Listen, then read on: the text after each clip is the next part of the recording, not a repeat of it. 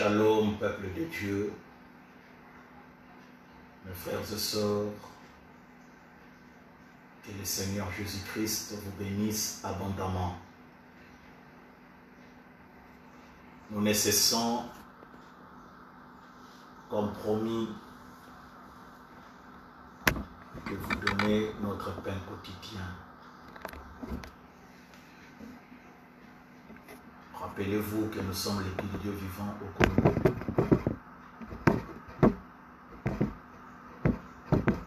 Alors aujourd'hui, par la grâce de Dieu, nous allons nous entretenir avec vous sur un petit sujet que nous avons pensé important pour que les enfants de Dieu restent toujours éveillés dans leur esprit. Alors nous allons prendre notre lecture dans Luc au chapitre 10. À partir du verset 38, nous pouvons lire ceci. Comme Jésus était en chemin avec ses disciples, il entra dans un village et une femme nommée Marthe le reçut dans sa maison. Elle avait une sœur nommée Marie qui s'était assise au pied du Seigneur, écouter sa parole. Marthe, occupée à divers soins domestiques, survint et dit, Seigneur, cela ne te fait-il rien que ma sœur me laisse seule pour servir? Dis-lui donc de m'aider. Le Seigneur lui répondit, Marthe, Marthe, tu t'inquiètes et tu t'agites pour beaucoup de choses. Une seule chose est nécessaire. Marie a choisi la bonne part qui ne lui sera point ôtée. Nous voulons dire un mot de prière. Merci notre Seigneur pour ce moment que tu viens nous accorder. Nous venons de lire ta parole sacrée. Bénis cela, Seigneur. Bénis aussi chaque personne que tu as disposée à écouter ce message. Pour ta gloire, au nom de Jésus-Christ, nous avons ainsi prié. Amen. Une fois de plus, je vous dis Shalom, peuple de Dieu. Alors, pour ce soir ou pour cet après-midi, je pensais résumer ce que je voulais vous dire par ceci. La bonne part, fruit de notre investigation.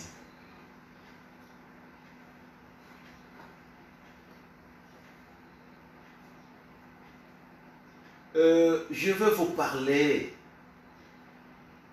de deux femmes. Deux femmes, deux attitudes, deux comportements différents face à la parole de Dieu. Marthe et Marie, tout au départ, ce sont des croyantes de la parole. Cela peut se vérifier dans la parole de Dieu. Marthe et Marie ont reconnu que Jésus-Christ était un homme de Dieu. Déjà à leur époque, pendant qu'il était contesté, mais Marthe et Marie, ils l'ont reconnu comme un homme de Dieu. Et leurs vies ont été influencées par la vie de leur maître. Parce que ils avaient fait leurs investigations sur la personne qu'ils suivaient. Raison pour laquelle je voulais attirer votre attention là-dessus. Si tu veux suivre quelqu'un qui se dit homme de Dieu ou serviteur de Dieu, tu dois être sûr que cet homme-là, c'est réellement un homme de Dieu. Oui, mes frères et sœurs. Si tu veux faire quelque chose, tu dois aussi être sûr, tu dois te rassurer que ce que je fais est dans la parfaite volonté de Dieu. En plus, si tu veux t'attacher à quelqu'un, tu dois être sûr que c'est un vrai homme de Dieu. Et si tu t'attaches à un véritable homme de Dieu, la grâce de Dieu tombera sur toi.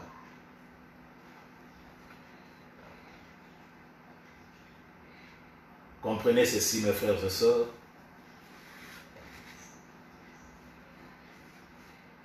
Il y a des gens bénédiction. Il y a aussi des gens malédiction. Si vous allez du côté d'un homme bénédiction, toute ta vie sera bénie. Prenons l'exemple de Joseph. Joseph était déjà béni. Même si ses frères pouvaient ne pas le mettre, à tel point qu'ils l'ont vendu. Là où Joseph partait, il a amené sa bénédiction. Même dans la prison, Joseph était béni. Dans la maison de Potiphar, la Bible rend témoignage que quand Joseph est arrivé, toute la maison de Potiphar était bénie. Tout progressait. Même quand il est arrivé devant Pharaon, l'Égypte était bénie à travers Joseph. Donc il y a des gens bénédiction. Et si vous attachez à quelqu'un qui est béni, automatiquement la grâce de Dieu tombera sur toi. Mais il y a aussi des gens malédiction. Il y a des gens qui sont déjà maudits. Et là, nous devons faire très attention. Ne regardez pas son rang social. Ne regardez pas ce qu'il fait. Ne regardez pas le ministère qu'il accomplit. Comment il a commencé à œuvrer. Il y a des gens qui sont déjà maudits, écartés dans la parfaite volonté de Dieu. Prenons par exemple Akab.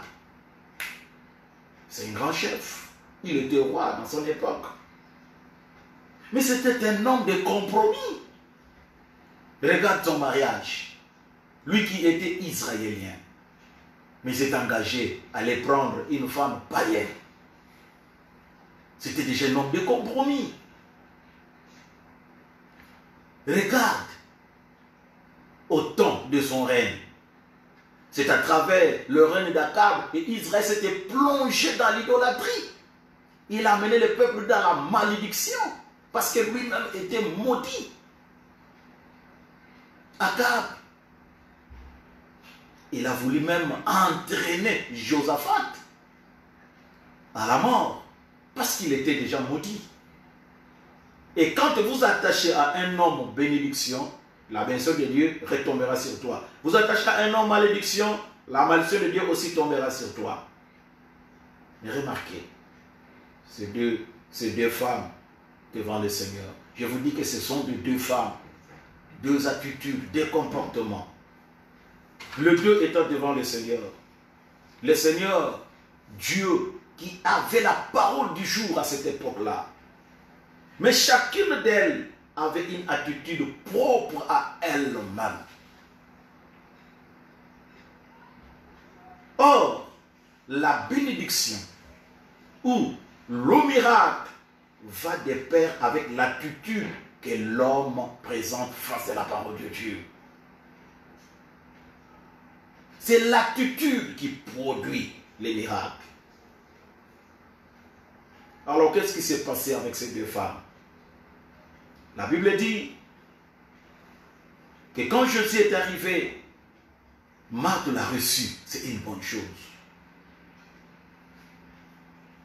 Mais Marthe, au verset 40, la Bible dit, Marthe s'occupait des divers soins domestiques. Son problème, les problèmes de Marthe étaient quoi? Bien qu'il a reçu le Seigneur, mais Marthe était occupée par des soins domestiques. C'est-à-dire, Marthe ne savait pas utiliser son temps. Je vais attirer votre attention là-dessus. Marthe, bien qu'il a reçu le Seigneur dans sa maison, mais il ne savait pas gérer son temps. Elle a donné plus son temps aux choses charnelles. Il n'a pas plus pensé à son esprit ou à son âme. Mes frères et sœurs, écoutez. Plusieurs pensent qu'aujourd'hui, rester à la maison, comme l'État l'exige. Plusieurs pensent que le fait de rester à la maison, dans cette période de confinement, que nous sommes en vacances spirituelles. Non, mes frères et sœurs. Le fait de rester à la maison, nous ne sommes pas en congé spirituel. Non, mes frères et sœurs.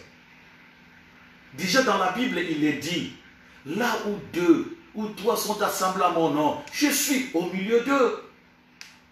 Si tu es à la maison, avec ton mari, avec les enfants, c'est déjà l'assemblée. Et si vous mettez le nom du Seigneur, Dieu sera déjà ensemble avec vous. Soit des frères se réunissent déjà, ils y vont à 2, mais Dieu est déjà au milieu de vous. Nous ne sommes pas en vacances spirituelles. Nous ne sommes pas en congé spirituel. Et aujourd'hui, plusieurs comme Marthe ne savent pas gérer leur temps. Il y en a qui pensent que c'est une période où nous devons s'occuper simplement de la télévision. Ou tellement de téléphones. Ou simplement aller dans le Facebook. Ou simplement aller dans le WhatsApp ou d'autres choses. Ou peut-être encore finir toutes les émissions de la télé. Non, mes frères et sœurs.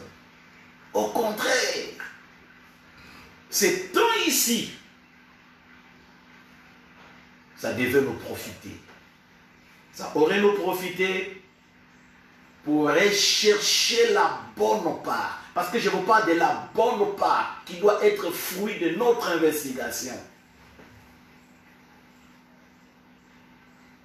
Cet homme, mes frères et sœurs, devrait faire de nous des gens qui sont à la quête de la bonne part. Parce que plusieurs n'en ont pas encore trouvé. N'oubliez pas l'Église, mes frères et sœurs, que nous attendons la seconde venue du Seigneur.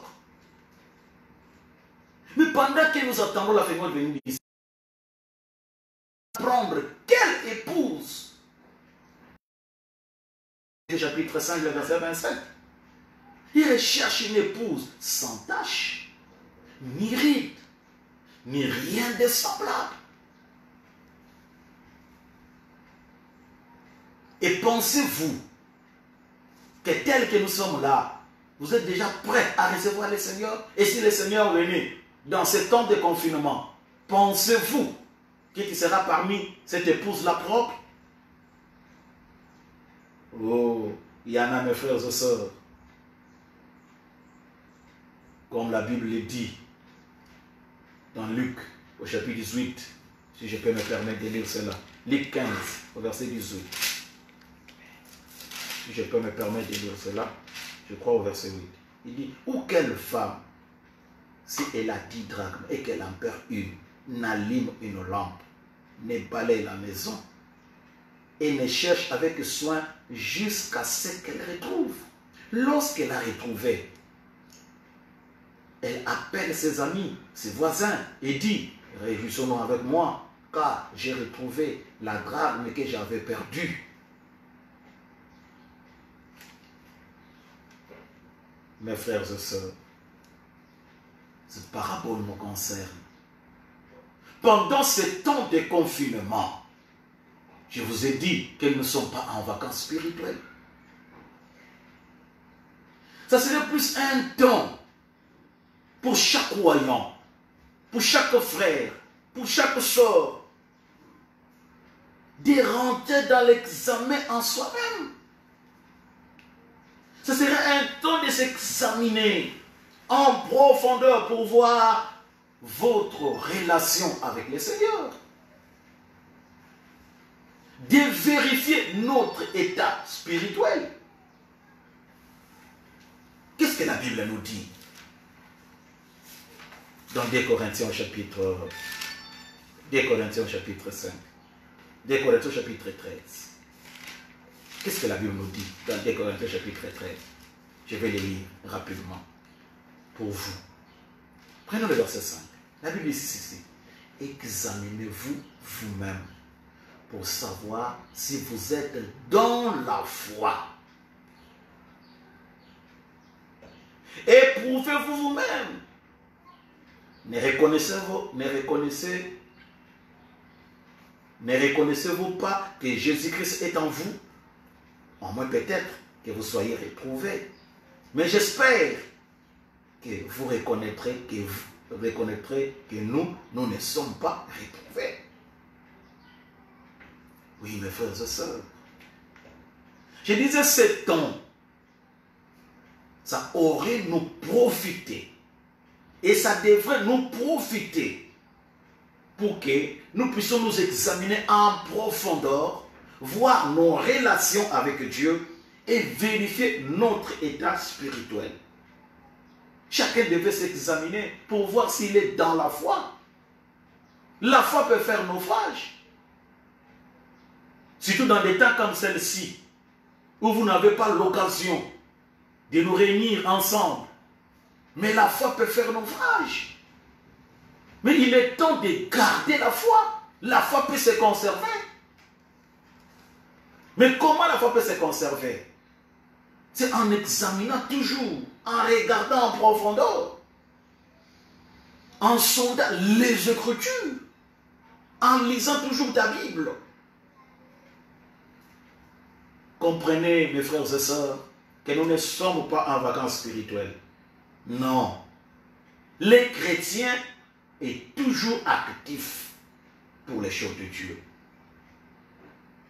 Quel que soit l'endroit qu'il peut être, il est toujours actif pour les choses de Dieu. Nous ne sommes pas en vacances, mes frères et sœurs. Si toi, croyant, tu n'es pas actif, alors vous perdez la foi. Non, chaque croyant, mes frères et sœurs, doit être actif dans les choses de Dieu. Actif dans la prière. Parce que les temps comme ceci, ce sont des temps pleins de distractions. Marie s'occupait, Marthe s'occupait de divers soins domestiques. Aujourd'hui, les gens sont rentrés dans la distraction. Ils ont laissé la prière de côté. Où la prière a diminué son intensité. Où sont partis les jeûnes aujourd'hui? Où sont parties les supplications aujourd'hui? Et pourtant, ça fait partie de la parole de Dieu. Ce n'est plus le temps de dormir, mes frères et sœurs. Toutes les prophéties, nous les voyons sous nos yeux. Jésus est à la porte. La Bible dit, veillez et priez afin que vous ayez la force d'échapper à ces choses qui arriveront. Les choses plus graves arrivent, mes frères et sœurs. Alors, comment nous nous en prenons? N'oubliez pas que nous sommes dans la bataille. Ne pensez pas que le diable est lié. Non, d'ailleurs, nous voyons ces manifestations plus graves et plus dangereuses encore. Aujourd'hui, cette maladie, tout le monde, que ce soit des chrétiens, que ce soit des athées, l'appelle démon. Parce qu'il tue. Il est en train de rendre les gens malheureux. N'oubliez pas que nous sommes dans la bataille. L'ennemi n'a pas encore été désarmé. Il est au front. Il combat. C'est peut-être les croyants qui ne comprennent pas ce qui se passe. Regardez. Paul et Silas. Paul et Silas, c'était des croyants. Mais cela est arrivé qu'un jour, on les a privés de leur liberté. On les a foutus en prison à cause de la parole de Dieu. Mais si nous allons dans Actes au chapitre 16, si nous allons dans Actes chapitre 16, vous lirez ce témoignage. Actes chapitre 16, le verset 25. La Bible dit, vers le milieu de la nuit, bien qu'ils étaient en prison, mais ce n'étaient pas des chrétiens ou des croyants qui dormaient en vacances parce qu'on les a foutus en prison. Mais ils étaient actifs, même dans la prison, ils étaient actifs. Paul et Silas priaient, voilà, et chantaient des louanges de Dieu. Et les prisonniers les entendaient.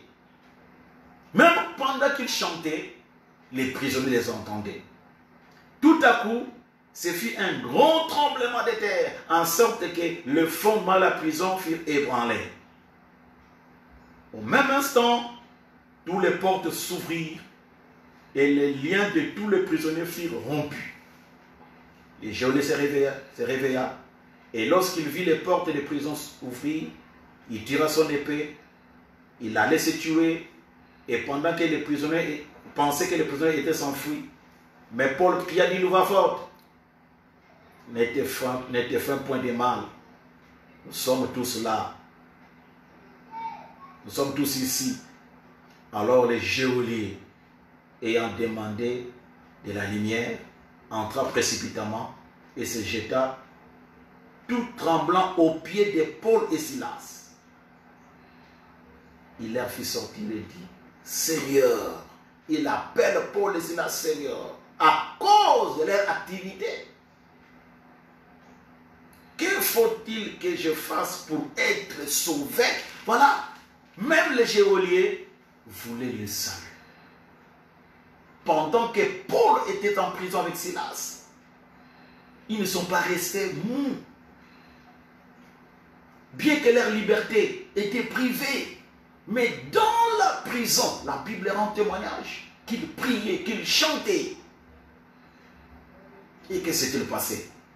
L'ange de l'Éternel est descendu dans la prison. Et quand l'ange de l'Éternel est descendu, c'était pour faire quoi? Il est venu avec un tremblement de terre. Il a renversé toutes choses. Et quand il y a tremblement de terre, qu'est-ce qui se passe? Les choses se renversent. Ce qui est en haut, ça devient en bas. Ce qui est en bas, ça devient en haut. Cela veut dire que la situation a changé, a bousculé. Mais qu'est-ce qui a amené cela? C'est parce que Paul et Silas sont restés actifs au show de Dieu. Et la Bible dit que les portes s'ouvrirent. Même pendant ce temps de confinement, Dieu peut ouvrir les portes. Dieu peut nous ouvrir des portes. Les portes s'ouvrirent. Et les liens sont tombés. Beaucoup de choses sont encore liées. Mais pendant ce temps, tu peux rechercher ta délivrance. La délivrance dépend aussi de l'obéissance que tu auras avec la parole de Dieu. À l'accent que tu vas mettre avec la parole de Dieu. Mais il y en a qui pensent que comme on ne va plus à l'église, nous sommes à un moment de confinement et ils peuvent vivre comme bon les semble. Non. Nous devons bien gérer notre temps. Marc n'a pas bien géré son temps. Et qu'est-ce qui est arrivé? Il n'a pas bien géré son temps. Il ne s'inquiétait. Il ne s'agitait que pour les choses du monde. Mais nous devons rester actifs pour les choses de la parole de Dieu. Paul et Silas sont restés actifs et l'ange les a visités. Oui, mes frères et sœurs, Aujourd'hui, nous pouvons nous libérer de ces grands démons qu'on appelle aujourd'hui coronavirus. Nous pouvons nous libérer grâce à la prière que nous pouvons faire, en appelant la puissance de Dieu sur nous. Nous pouvons avoir la liberté que nous recherchons. Soyons actifs au jour de Dieu. Ne dormons pas. Ne dormons pas, mes frères. Ne donnons pas un mauvais exemple étant des croyants dans ces temps de confinement.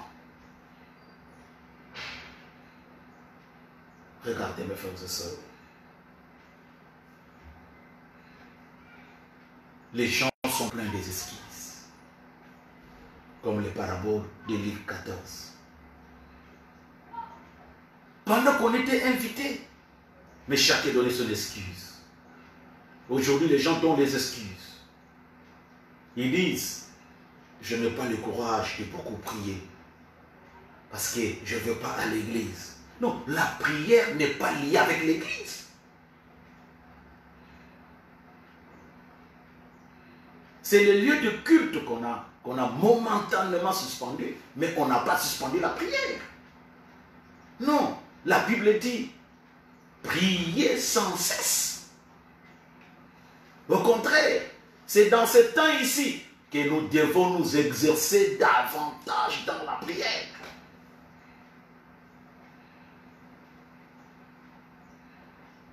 Marthe, il était dans l'inquiétude. Marthe était agitée pour autre chose. Mais regardons l'attitude qu'avait Marie. Au verset 39 de Luc 10, la Bible dit, elle avait une sœur nommée Marie. Quand Jésus est arrivé, elle avait une sœur nommée Marie qui s'étant assise au pied du Seigneur, écoutait sa parole. Voilà une bonne attitude des chrétiens, ce que nous devons rechercher, ce que nous devons être même dans ce temps.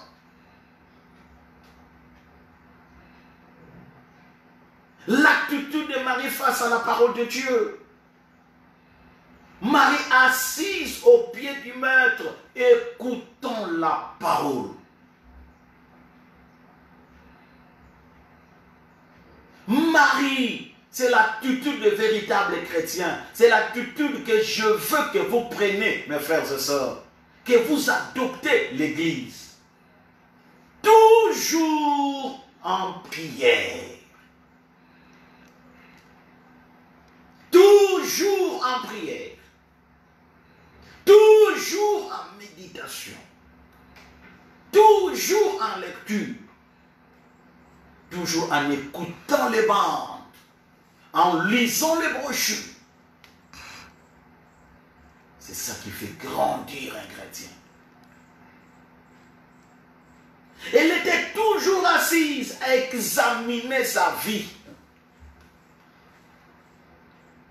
Voilà un vrai adorateur. D'ailleurs, si vous allez dans Jean chapitre 4, Dieu recherche, je crois dans Jean chapitre 4.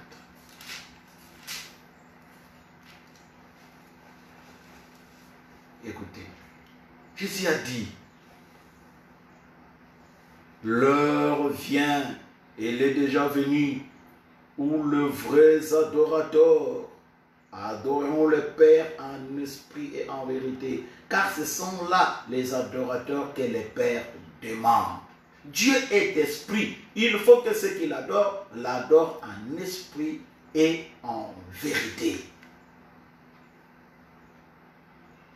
Toujours assise pour examiner sa vie.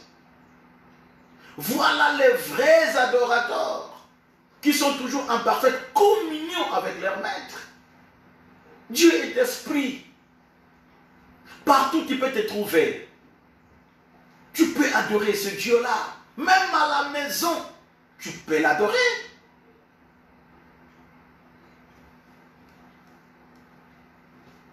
Pose-toi la question. Mes frères et sœurs, comment passes-tu ton temps pendant tous ces moments de confinement? Comment nous passons notre temps? Comment nous gérons notre temps? Jésus avait dit à Marthe,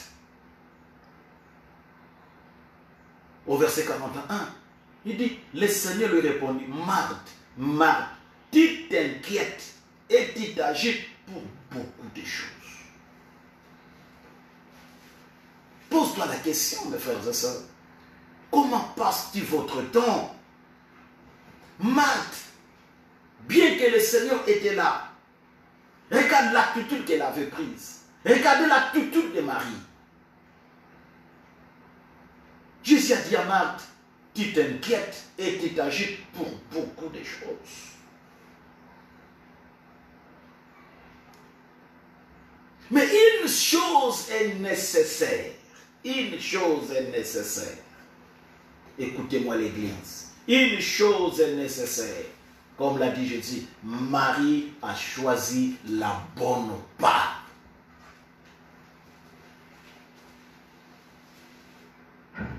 Aujourd'hui, tout le monde s'inquiète. Je ne veux pas dire que je suis pour moi bien. Mais du moins, nous devons gérer les crises, non pas à la manière païenne. Tout le monde s'inquiète. Et quand vous écoutez leurs inquiétudes, ça ne va que pour le manger et le boire. Les gens ne s'inquiètent que sur la nourriture, sur le manger et le boire. Qu'est-ce que je dois faire? Je n'ai pas l'argent. Qu'est-ce qu'il faut faire? Mais je vais vous dire une chose. Le royaume de Dieu n'est pas seulement le manger et le boire. Si nous sommes dans le royaume n'est pas seulement le manger et le boire. La Bible le dit dans Romains au chapitre 14. Romains chapitre 14. Écoutez le verset 17. Car le royaume de Dieu n'est pas le manger et le boire, mais la justice, la paix, la joie par le Saint-Esprit. Celui qui sert Christ de cette manière est agréable à Dieu et approuvé des hommes. Le royaume de Dieu n'est pas simplement le manger et le boire, mon frère et soeur. Notre inquiétude ne peut pas aller seulement dans cette dimension-là. Aujourd'hui, les gens s'inquiètent. Ils ne s'inquiètent sur quoi? Ils s'inquiètent que sur le manger et le boire. Sur la nourriture et le boire, c'est tout. Mais ce n'est pas ça, le royaume de Dieu. Est-ce que les gens sont sauvés? La Bible dit, c'est lui qui sert qui de cette manière-là est approuvé par Dieu. Et si Dieu t'approuve, Dieu ne peut pas t'abandonner. La Bible dit, j'étais jeune, j'ai vieilli, je n'ai jamais vu un juste abandonné, ni mendier son pain. Le royaume de Dieu, c'est la paix, c'est la joie par le Saint-Esprit. Mais aujourd'hui, les gens s'inquiètent comme Marthe. Ils ne s'inquiètent que sur quoi? Sur la nourriture. Les gens s'inquiètent sur quoi? Simplement sur la manière de boire. Le manger et le boire. Ça ne fait pas partie du royaume de Dieu. Non. Et les gens ont perdu la paix. Les gens ont perdu la joie. Et les gens rencontrent n'importe quoi. Écoutez, si vous allez dans Matthieu chapitre 6, Matthieu chapitre 6,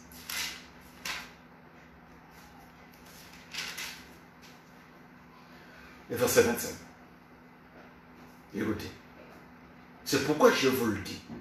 Ne vous inquiétez pas de votre vie, de ce que vous mangerez, ni de votre corps, de quoi vous serez vêtu. La vie est-elle plus que la nourriture? Le corps est-elle plus que le vêtement? Et si vous continuez à lire, la Bible vous dit que les oiseaux du ciel, ils ne sèment ni ne moissonnent. Ils n'amassent rien de ces greniers. Et votre Père céleste le nourrit. Ne valez-vous pas beaucoup plus que eux?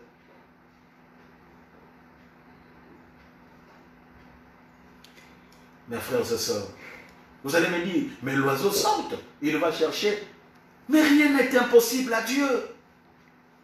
Rien n'est impossible à Dieu. Dieu connaît les temps et les circonstances dans lesquelles nous sommes en train de traverser. Ça ne devrait pas être l'objet de notre inquiétude.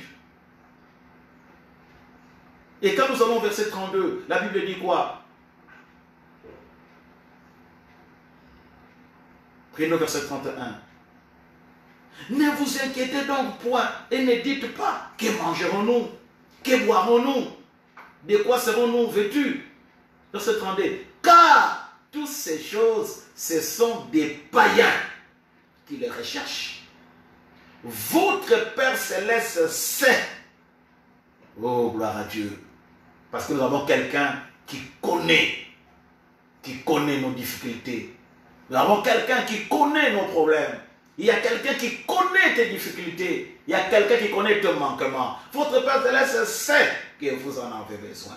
Cherchez premièrement le royaume et la justice de Dieu. Et toutes ces choses vous seront données par-dessus. Ne vous inquiétez donc des lendemains, car le lendemain aura soin de lui-même. À chaque jour suffit sa peine. C'est la parole de Dieu. C'est un amen. Et nous devons croire à cela. À chaque jour suffit sa peine. Pourquoi nous allons nous inquiéter du lendemain? Et la Bible souligne que ces choses-là, c'est la quête des païens. Nous ne sommes pas des païens. Nous avons fait preuve de notre foi. Nous ne sommes pas des païens. Et la Bible dit que votre Père Céleste sait. Écoutez, Psaume 127. Votre Père Céleste sait. Écoutez, Psaume 127. La Bible dit, si l'Éternel bâtit la maison, c'est qui bâtit travaille en vain. Si l'Éternel garde la ville, c'est qui garde veille en vain. Écoutez le verset 2. En vain, vous vous levez le matin et vous couchez tard et mangez-vous le pain de douleur.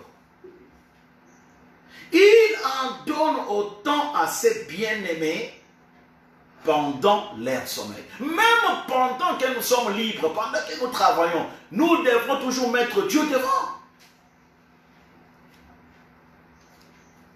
Parce que si Dieu n'est pas dans ce que tu fais, vous serez au point zéro. Vous allez être au point zéro. La Bible dit, les gens se lèvent le bon matin pour aller chercher l'argent. Les gens se lèvent le bon matin pour aller travailler. Et ils mangent le pain de douleur. Mais il en donne autant à ses bien-aimés. Il y a les bien-aimés du Seigneur. Sois les bien-aimés du Seigneur. Dieu te donnera autant. Il sait que nous sommes des enfants. Pendant leur sommeil. C'est un bon père, c'est un bon papa. Il est un bon papa. Un enfant ne se soucie pas de quoi il va manger. Il sait que c'est papa qui va travailler pour lui. Mettons d'abord l'amour de Dieu en nous. Et le reste, notre Père Céleste sait que vous en avez besoin. Mais comme au marque, les gens s'inquiètent. Voilà comment les gens sont agités. Et écoutez leurs paroles. Parfois c'est des paroles méchantes, grossières.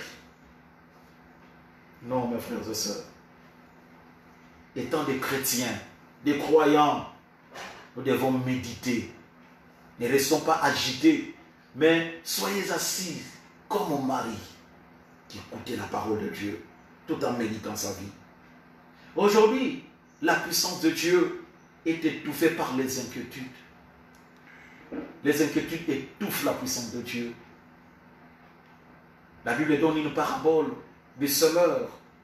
Et la Bible dit que la sémence qui était tombée sur les pierres, prenons Matthieu 13. Prenons Matthieu 13.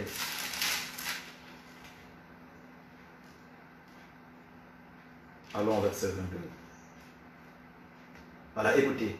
C'est lui qui a reçu la sémence parmi les épines. C'est celui qui entend la parole, mais en qui les soucis du siècle et la séduction des richesses étouffent la parole et la rendent infructueuse. La puissance de Dieu est étouffée parce que les gens qui se disent croyants, cette parole est tombée sur une terre où il y a des épines, des inquiétudes, les soucis de la vie.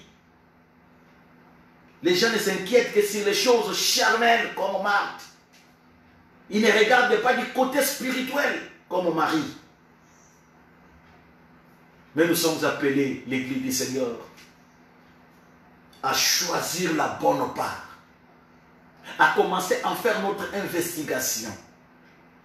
C'est dans la bonne part que nous trouverons la puissance de Dieu et la grâce de Dieu. Oui, mes frères et sœurs, Marie a choisi la chose la plus nécessaire, comme je te l'avais dit.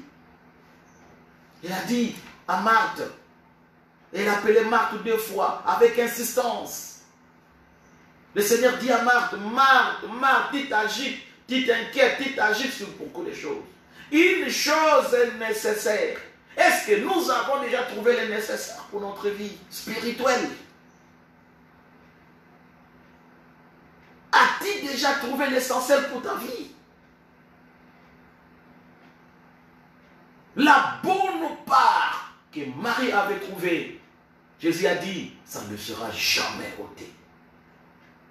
L'Église du Seigneur, recherchons la bonne part. Soyons du côté de Jésus, soyons du côté de la parole, non du côté du monde. Le monde s'inquiète, mais nous, concentrons-nous dans la prière. Le monde a sa manière. Les croyants aussi ont leur manière avec la parole de Dieu. La Bible dit, le ciel passera, la terre passera, mais la parole de Dieu, aucun iota de la parole ne passera. Nous ne devons pas marcher comme les mondes. La bonne part n'est rien d'autre que la parole du Seigneur. Église du Seigneur, peuple de Dieu, enfant de Dieu, soyez obéissants à la parole de Dieu. Aimons la parole de Dieu.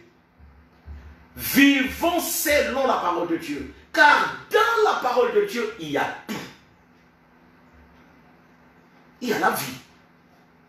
Il y a la grâce. Il y a la paix. Il y a la guérison. Il y a la richesse. Il y a la nourriture que nous recherchons. Il y a le Saint-Esprit. Il y a la restauration de tout. Pourquoi nous nous inquiétons et nous agitons comme Marthe? Ayons l'attitude correcte devant Dieu. Et Dieu s'occupera du reste, s'occupera aussi de nous, s'occupera de son peuple, s'occupera de son église. Il ne nous a pas abandonnés. Il est toujours avec nous. Il a dit, jusqu'à la consommation des temps, je serai avec vous. Choisissons la bonne part, mes frères et sœurs. Regardez, si je peux parler d'Élisée. Élisée, serviteur d'Élie. Lui, il savait qu'en s'attachant à Élie, les prophètes, il a choisi la bonne part. Parce qu'il savait qu'il s'était attaché à un homme de Dieu.